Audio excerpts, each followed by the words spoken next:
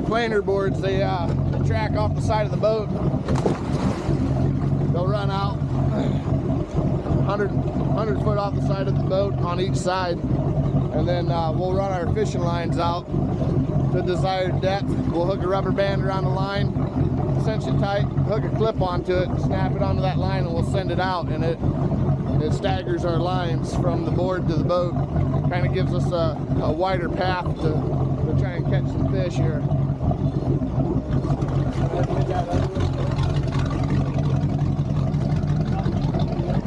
A little bit more.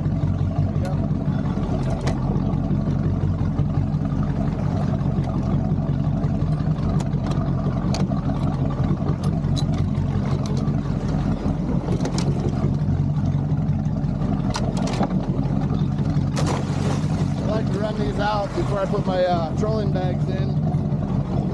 That way the boat kind of pulls them a little bit harder. It gives them a chance to keep from backlashing on the reels as they're going out. As those start getting out there to where we want them, I'll throw these drift bags in, trolling bunks.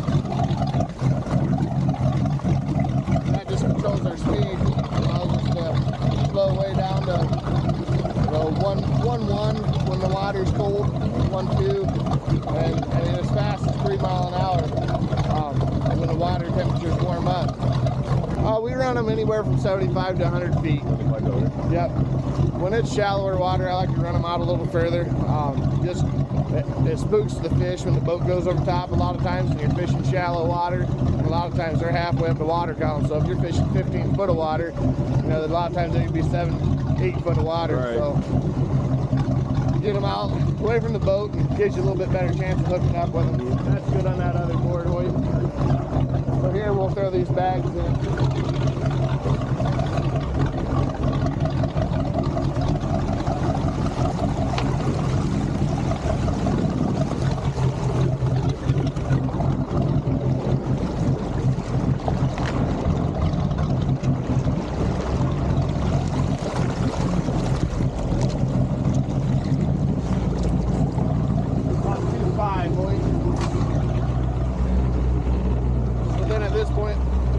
Once our boards are out, our bags are set, we'll get our desired speed we want. We're running jets and spoons this morning, so our jets up here, that's a diving aid, and then we've got our spoons here. We'll run them back on our line counters about 50 to 60 feet. And then we'll tie a rubber band onto them.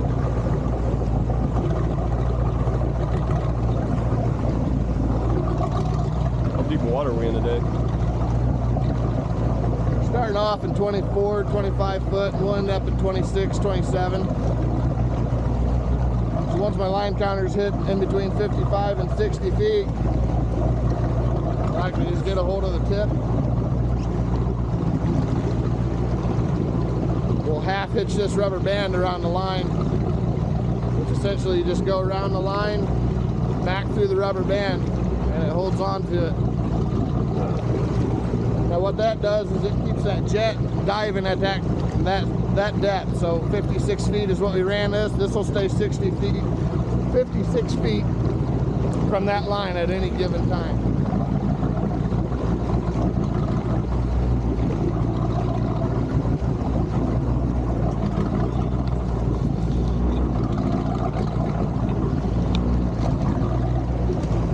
So your furthest rod forward is your farthest rod to the back of the board. So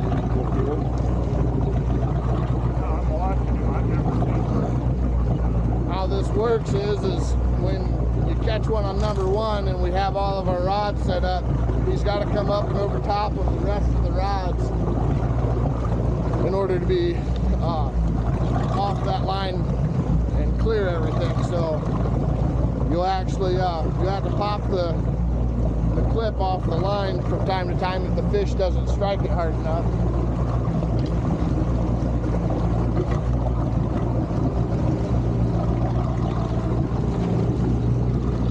And we'll show you that method here. There's a couple of different ways of getting your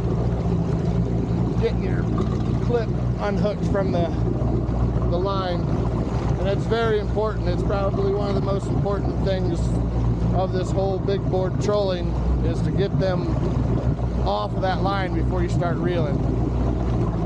And just like now, we're running them out, so the fastest way to tangle everything up is to let them clips touch each other on this line. These are welding clips. As soon as I get a hold of this rod, you can open that bail. Open it? Yep. Now take your rod tip down and around. Down underneath all the lines? Yep, there you go. Now straight up, and you can go right in rod holder number 6. So then we'll grab one of these other ones. I've got 2 different styles here. Nope, just leave it open. So I've got the welding clips with the shower curtain hook, and then I've got the welding clips with the swivel and the carabiner. These work awesome. So what we're going to do here is we're going to stretch that rubber band out and open this clip up, and you want to be about halfway with my style clips, not too much further, because you'll never get them to release. And then you stretch that rubber band out, so you're looking for the surface area. You're looking for the surface area here. There's one on number 1 over there. Number 1 rod. You're looking for the surface area there to hold contact onto your clip. Those 2 rods, Rod. Oh, here's another one. Oh, we're in a whole school of them. Oh yeah, here's one on 3. Got fish on everywhere. I'm gonna switch them. We got a triple on.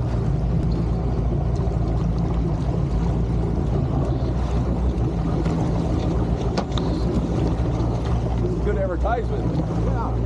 Go ahead, Tommy. See, that's the thing about this. See, I can stay back here all the way with this low stick. From the bottom? No, there's fish on all of them.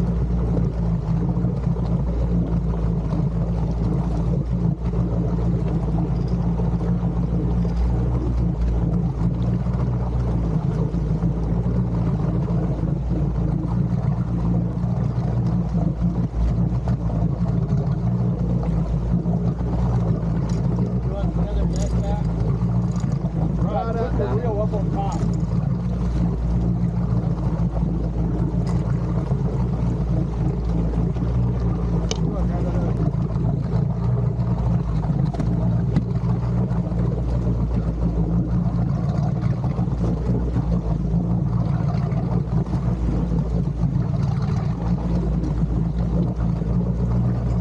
Walk back from your rod.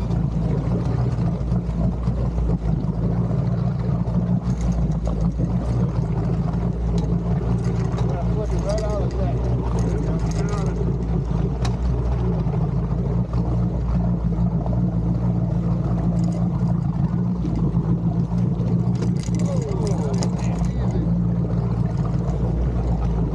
I'll let that out. Yeah, I'll let that out. Don't worry.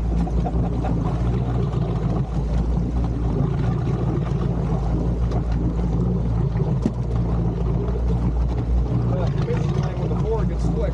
Yeah, these things. Not the best boots. Oh yeah, you got the, that's what I got on.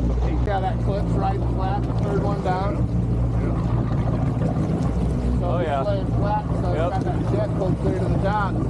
So here's how we go ahead and pop these off. So this fish ain't big enough to pop it, so we reel it taut, and then all you do is you snap it. There's 2 different methods. You can either just a real quick whip, or you can do what we call smacking its butt.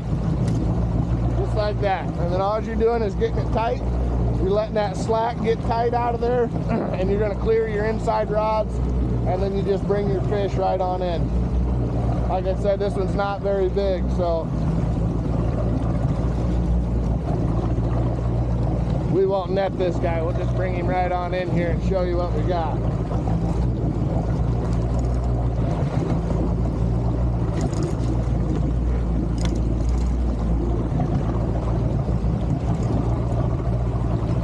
There we are. That's a 2-year-old fish. He'll be ready next year, and he's got shiners in his mouth. Yeah, everything moves up, and then the same way with on the board line. So now we've got that void in there. Now we just run number 4 down about to where that other clip's hanging, or a little further. And he takes us the next guy's spot. You know, we call it next man in line. What thought process goes into where you go on the lake? Because the average person, when they look out here, you know what I mean? Like, how do you know to come to this spot? Or a lot of it really just boils down to trial and error. You know, we work with a network of guys, you know, so it's not just me out here. Obviously, as you can see, it's wide open out here, and you know, the people you know when it comes to a lake like this is worth its weight in gold. And you know, so I got a tip about this spot, I don't know, a week or so ago, and actually it was a couple miles north of here, and we were coming in and there was boats up north of us, so I just stopped short and we set up and was going to troll into them, and ended up getting into another pot of fish, depending on the time of the year. There is some structure out here in the western basin. We got the reefs, you know, so in the springtime, you know, all the females and the males, they come up in here to do their spawning. And so that March, April time frame, you can target big females right up here. They're coming up onto the reefs and into the rivers to spawn, drop their eggs, and then the males kind of follow them in here, and they'll fertilize the eggs, and then the females turn and kind of head back east, and the males generally do the same. 43 degrees is about where they start doing their spawn. That kind of dictates where we go and how we fish for them. Earlier in the springs, we're running big crankbaits, super slow. Cold water, the slower you go generally. Them females, after they've dropped their eggs, they're like most females that have, you know, birthed or actively pregnant. You know, they like to eat a lot, you know, to nurture the young. We'll use bigger baits, and they like to eat all at once versus a bunch of little meals. So the bigger baits are kind of what we're looking for. As the water temperature warms up, they start feeding on smaller bait, shiners, the smaller perch, stuff like that. And that's why these little spoons, once the water warms up, work so good. They kind of mimic a shiner, and you know, like this morning we've already seen they're puking up shiners. So you got to kind of match the hatch, they call it, or you know, whatever they want to eat. You got to basically mimic it. The fish, they migrate. They'll go clear down to New York. I mean, from Maumee Bay to New York, they'll travel that far. Pretty amazing.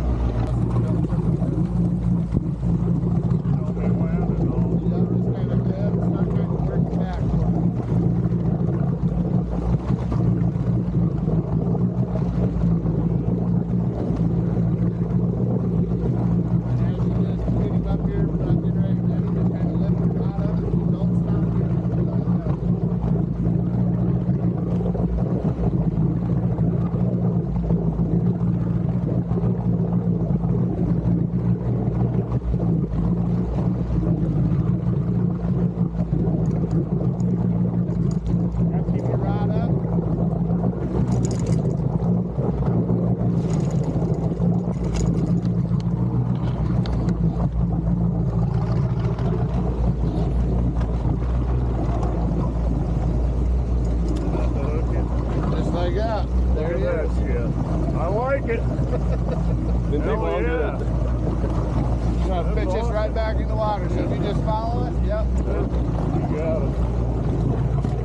That's number one.